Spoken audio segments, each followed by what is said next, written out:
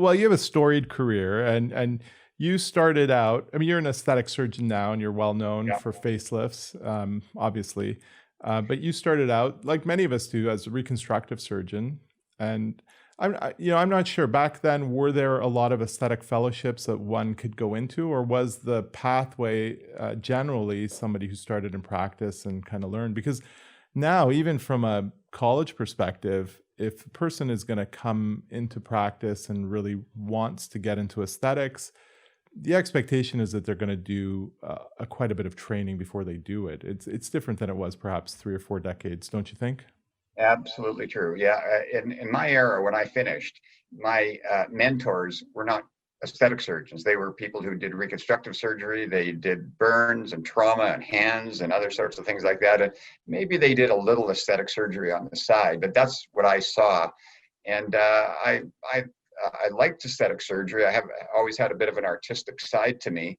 Maybe that's part of the mathematic thing, but I kind of thought it was kind of neat. But I went off to do a fellowship actually in reconstructive surgery. That's when muscle flaps were just being invented. That was the new thing on the horizon, and I went to a center where muscle flaps are being described, Norfolk, Virginia. So that's that was my fellowship. But while I was there, I noticed that these American surgeons in Norfolk had this private clinic over across the river, and they used to go there. And I started hanging around over there, and I thought, well, this is really cool. It's detailed oriented surgery. It's kind of it appealed to the OCD in my personality, and so I just kind of fell into it. But you're dead right. In those days, I don't think there would have been a handful, maybe less than 5 aesthetic fellowships available, and I certainly wasn't aiming at one. That was not on my radar, nor was it on most people's radar.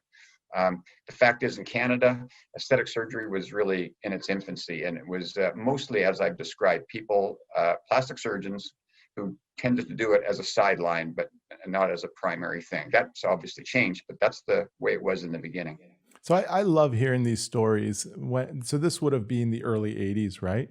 In So how 1983, did yeah. your aesthetic practice, how did your interest in aesthetics kind of grow at that time, and what were the opportunities like at that point? Well, looking back on it, actually, it's everything in retrospect is pretty clear, but the opportunities were huge.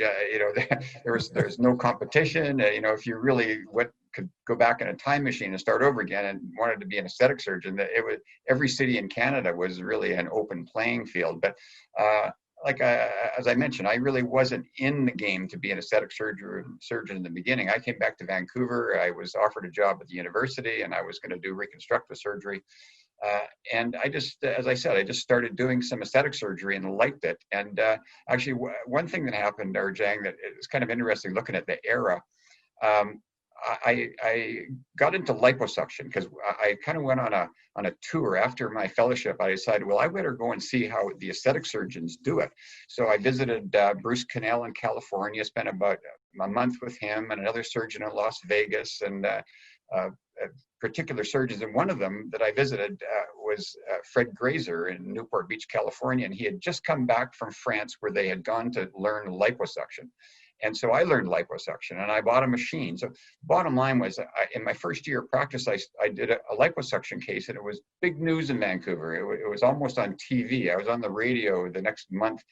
And all of a sudden, I was getting all these liposuction patients were coming in. I think I did the first lipo in Canada, actually. And if not, it was about a week after Lindsay did it in Toronto, but very early. So I had this aesthetic practice in liposuction that just happened overnight.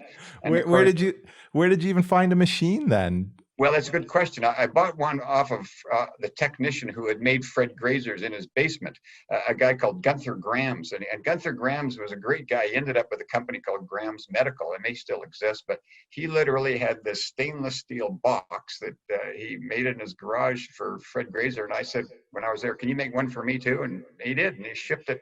And an interesting side there, I'll never forget the day I took it into the UBC hospital. Went in there. In those days, no biomedical engineer looked at it. Nobody assessed it. I scheduled this operation no one had ever heard of called I think I called it suction lipectomy. A patient was admitted overnight and just started sucking this fat. And and it was seemed like a miracle. I mean, the nurses were all coming in to watch this yellow stuff coming out the tube. It was, but again, no no regulations, no authority stepped in. I just started doing it. So what happened? This got on the news? Well, yeah, one of the nurses thought it was so innovative that she knew somebody in the radio station. So about a month later, I was actually on a big radio station in Vancouver getting interviewed, and then the floodgates opened. And of course, I would look at my waiting room, and every day I did an office day, there would be at least one person out there who weighed about 300 pounds, and I knew what they were thinking, which of course was not what liposuction was for, but that Yeah. was the original thought. So how did it turn out? How did that first case turn out? Did you take post-op pictures? Yeah, good question. It was a doctor's wife, actually.